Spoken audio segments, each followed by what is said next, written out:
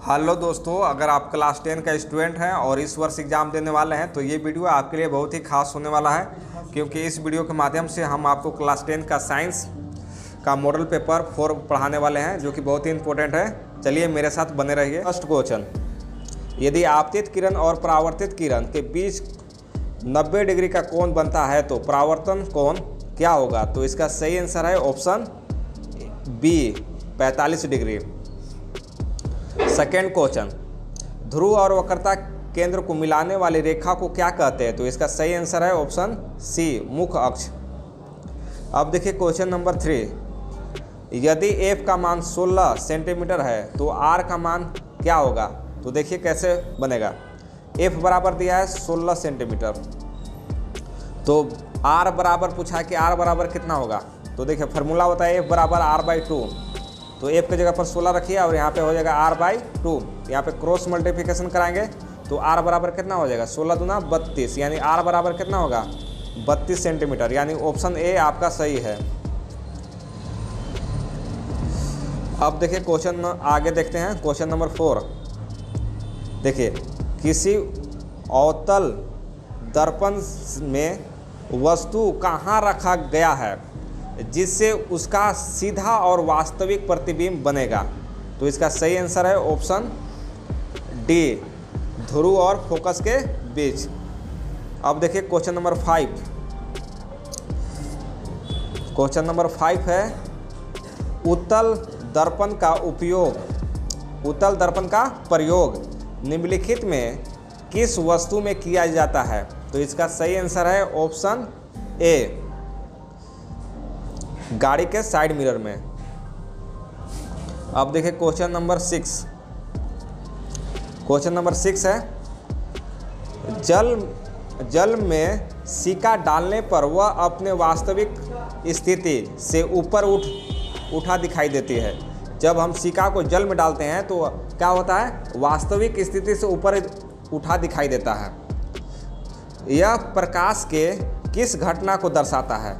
तो इसका सही आंसर है ऑप्शन बी, प्रकाश का अपवर्तन। प्रकाश का अपवर्तन। अब देखिए क्वेश्चन नंबर 7, लेंस के किस बिंदु पर प्रकाश की किरणों अपने मुख पथ से विचलित नहीं होती है? तो इसका सही आंसर है ऑप्शन बी, प्रकाशीय केंद्र।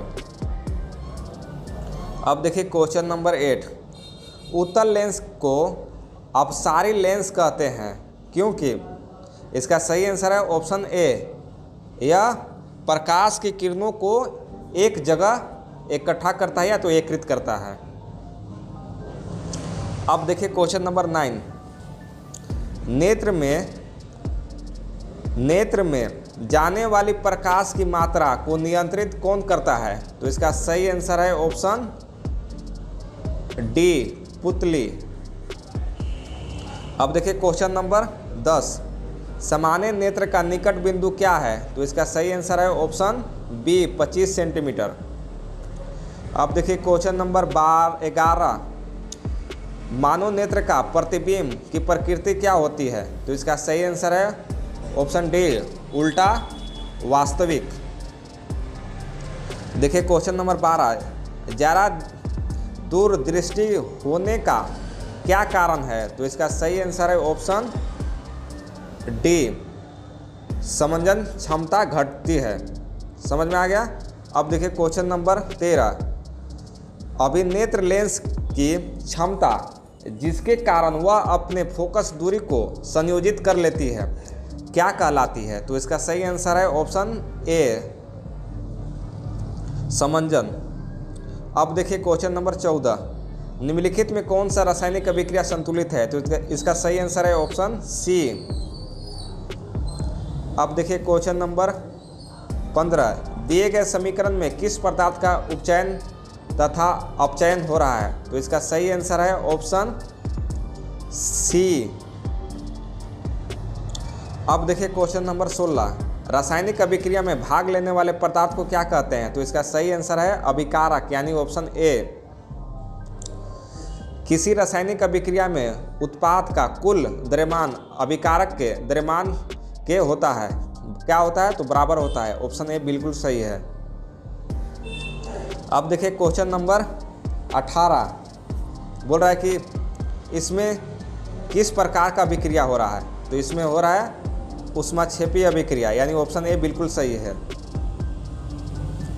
देखिए क्वेश्चन अब देखिए 19 देखिए, ए प्लस अम्ल, एरो का साइन है और फिर लवण और प्लस का बनता है? तो कार्बन डाइऑक्साइड और जल बनता है। तो कब बनता है? जब देखिए एक जगह पर क्या होना चाहिए? तो कार्बोनेट होना चाहिए। कार्बोनेट के साथ अगर अम्ल की अभिक्रिया होती है तो क्या बनता है? लवण और कार्बन डाइऑक्साइड और जल बनता है। निम्नलिखित में से किस पदार्थ में नीला पत्र डालने पर वह लाल नहीं हो जाएगा? तो इसका सही आंसर है ऑप्शन ए NaOH। अब देखिए क्वेश्चन नंबर 21, दिए गए किस लवण में क्रिस्टलीकरण का जल मौजूद है? तो इसका सही आंसर है ऑप्शन सी। अब देखिए क्वेश्चन नंबर 22, जल की अस्थायी कठोरता को दूर करने के लिए किस का प्रयोग किया जाता है? तो इसका सही आंसर है NaCO3, यानी ऑप्शन ए, ऑप्शन आपका बी बिल्कुल सही है। अब देखिए क्वेश्चन 23, जल की उपस्थिति में हाइड्रोक्लोरिक अम्ल अपना अम्लीय गुण प्रदर्शित करता है क्योंकि? इसका सही आंसर है ऑप्शन बी, क्योंकि उसमें H+ आयन उपस्थित रहता है। क्वेश्चन नंबर 24, ए पदार्थ ए, बी, सी, डी का pH मान क्रमशः 2, 4, 7, 14 है। यह पदार्थ कौन क्षारीय है? तो इसका सही ऑप्शन है ऑप्शन डी, और इसका सही आंसर भी है डी, यानी 14। अब देखिए 25 क्वेश्चन नंबर, इस चित्र में कौन सी अभिक्रिया हो रही है? तो इसका सही आंसर है वियोजन अभिक्रिया, यानी ऑप्शन बी बिल्कुल सही है। अब देखिए क्वेश्चन नंबर 26, भोजन एवं अन्य पदार्थ को शरीर में एक जगह से दूसरी जगह तक ले जाने के लिए कौन जैव प्रक्रम उत्तरदायी है? तो इसका सही आंसर है ऑप्शन डी, संवहन। अब देखिए क्वेश्चन नंबर 27, प्रकाश संश्लेषण में निम्नलिखित में किस पदार्थ का आवश्यकता नहीं होती है? तो इसका सही आंसर है ऑप्शन सी, कार्बोहाइड्रेट। अब देखिए क्वेश्चन 28, मनुष्य में किस प्रकार का पोषण होता है? तो इसका सही आंसर है ऑप्शन सी, परजीवी पोषण प्राणी। अब देखिए क्वेश्चन नंबर 29, वसा का पाचन के लिए कौन सा एंजाइम उत्तरदायी है? तो इसका सही आंसर है लाइपेज, यानी ऑप्शन डी। अब देखिए क्वेश्चन नंबर 30, श्वसन प्रक्रिया में ग्लूकोज का पायरुवेट में टूटना कहाँ होता है? तो इसका सही आंसर है ऑप्शन डी, माइटोकॉन्ड्रिया में। अब देखिए क्वेश्चन नंबर 31, पौधों में पत्तियों द्वारा बने हुए भोजन का संवहन किसके द्वारा होता है? तो इसका सही आंसर है ऑप्शन बी। अब देखिए क्वेश्चन नंबर 32, किसी जीव को अपना अस्तित्व बनाए रखने के लिए कौन सा प्रक्रिया आवश्यक है? तो इसका सही आंसर है ऑप्शन सी, जनन। अब देखिए क्वेश्चन नंबर 33, दिए गए चित्र किस प्रकार का जनन को दर्शाता है? तो इसका सही आंसर है कायिक प्रबंधन, यानी ऑप्शन बी है ऑप्शन सी, अंकुरन। अब देखिए क्वेश्चन नंबर 35, गर्भाशय के किस भाग में निषेचन होता है? तो इसका सही आंसर है ऑप्शन बी, डिंबवाहिनी। कौन सा ऑप्शन सही है? तो ऑप्शन बी बिल्कुल सही है।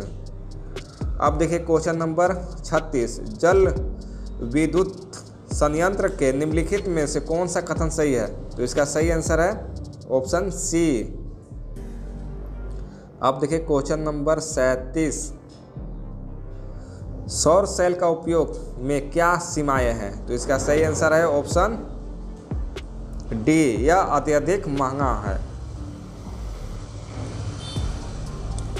अब देखिए क्वेश्चन नंबर 38, नाभिकीय ऊर्जा का उपयोग की सीमाएं हैं? तो इसका सही आंसर है ऑप्शन डी, अब देखिए क्वेश्चन नंबर 39, निम्नलिखित में कौन ऊर्जा स्रोत का उपयोग करना पर्यावरण के लिए सबसे अधिक स्वच्छ है? तो इसका सही आंसर है ऑप्शन सी, CNG। अब देखिए नंबर 40, निम्नलिखित में किस विद्युत युक्त संयंत्र में जीवाश्म ईंधन का प्रयोग होता है? तो इसका सही आंसर है ऑप्शन ए,